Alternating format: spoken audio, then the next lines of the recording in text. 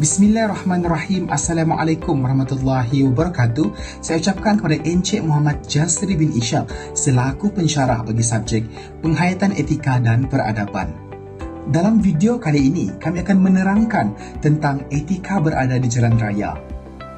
Perkembangan infrastruktur jalan raya amat penting untuk pembangunan ekonomi sesebuah negara.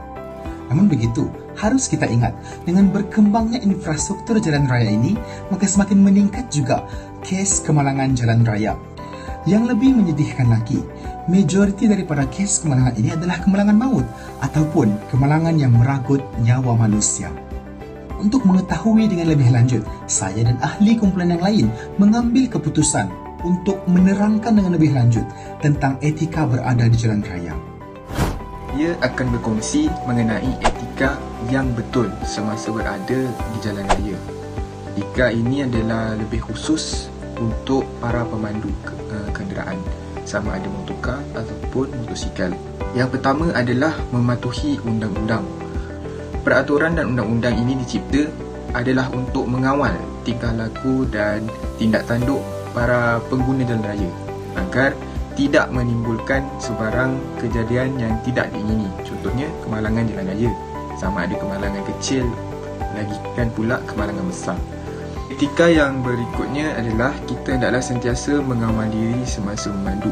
Maksudnya di sini adalah kita mestilah mengawal perasaan kita ketika berada di atas jalan raya. Namun bagi mengelakkan daripada terjadinya kemalangan-kemalangan jalan raya, kita mestilah mengawal perasaan tersebut.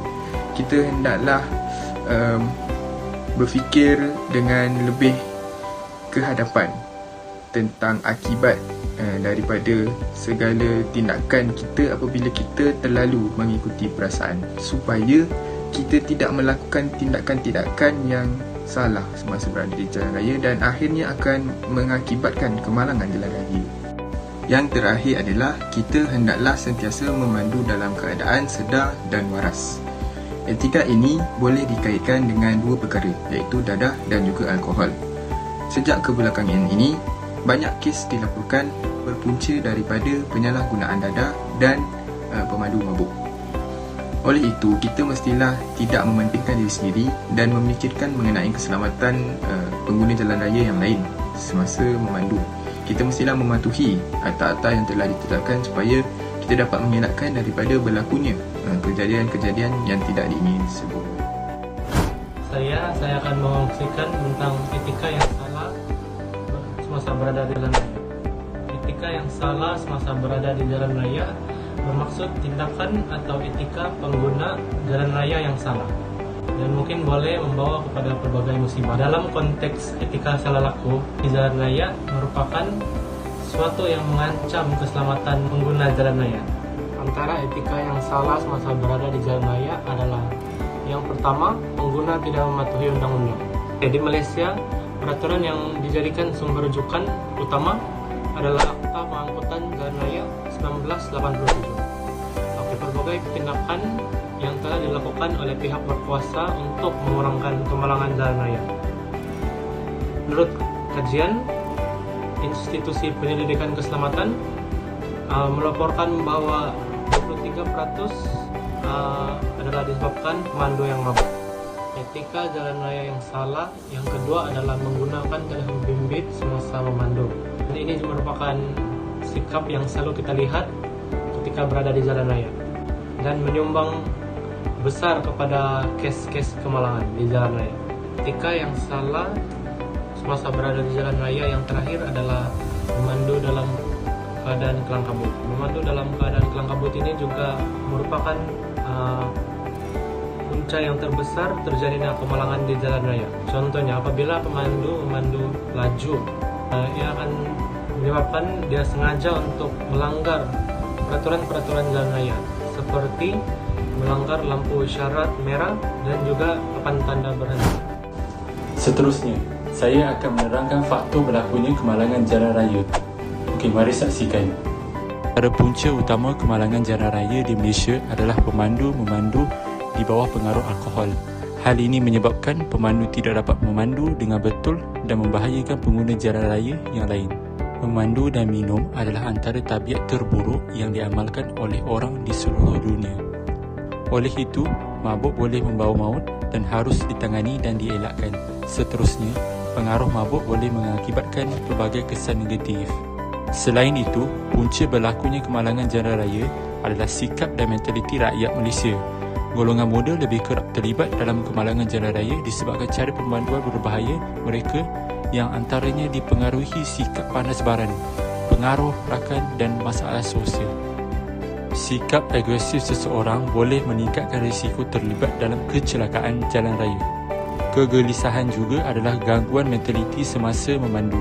Seterusnya, kesedihan dan kemurungan dikaitkan dengan kemerosotan pemanduan kerana hilang fokus diri. Seterusnya, bahaya memandu di bawah pengaruh dadah adalah sama seperti memandu di bawah pengaruh alkohol.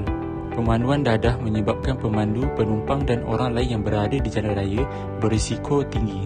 Akhirnya, dadah tersebut mungkin mengubah fungsi otak di mana ia mempengaruhi kawalan kedudukan tubuh dan pergerakan badan. Kita beralih kepada isi yang seterusnya, iaitu kelebihan jika kita beretika di jalan raya. Yang pertama, mengurangkan risiko kemalangan. Hal ini demikian kerana sekiranya kita beretika di jalan raya, kita akan lebih terdedah kepada unsur-unsur positif yang menyebabkan kita memandu dengan cermat, seterusnya mengelakkan untuk kita menghadapi kemalangan di jalan raya. Yang kedua, dengan beretika di jalan raya, kita akan mampu meminimumkan kerosakan harta benda. Hal ini demikian kerana sekiranya kita memandu dengan cermat, maka kita akan terhindar daripada kemalangan. Seterusnya akan mengelakkan kereta, motosikal dan sebagainya untuk rosak. Sebab itulah kita akan meminimumkan kerosakan harta benda. Dan yang ketiga adalah mengurangkan risiko kehilangan nyawa.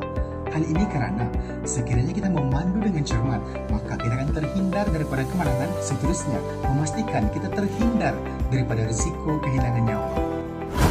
Hari ini saya akan menerangkan kesan buruk tidak beretika di jalan raya.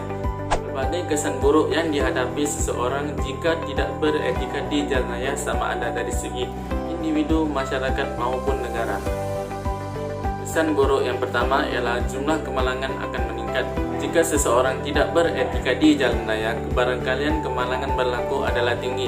Contohnya, seseorang yang berada di bawah pengaruh alkohol mudah melakukan kemalangan jalan raya. Kedua pula ialah kadar kematian dan kehilangan nyawa juga turut meningkat. Buktinya pada tahun 2015 sebanyak 6,706 orang yang kehilangan nyawa disebabkan kemalangan jalan raya dan meningkat sebanyak 446 orang pada tahun 2016 yang menjadikan jumlah kehilangan nyawa sebanyak 7,152 orang pada tahun 2016. Ketiga pula ialah berlakunya kerugian dalam aspek kewangan. Ini kerana setiap kemalangan yang berlaku akan membawa kepada kerosakan kenderaan yang menyebabkan kita perlu menghantarnya ke bengkel kereta untuk dibaiki dengan kos yang sangat tinggi.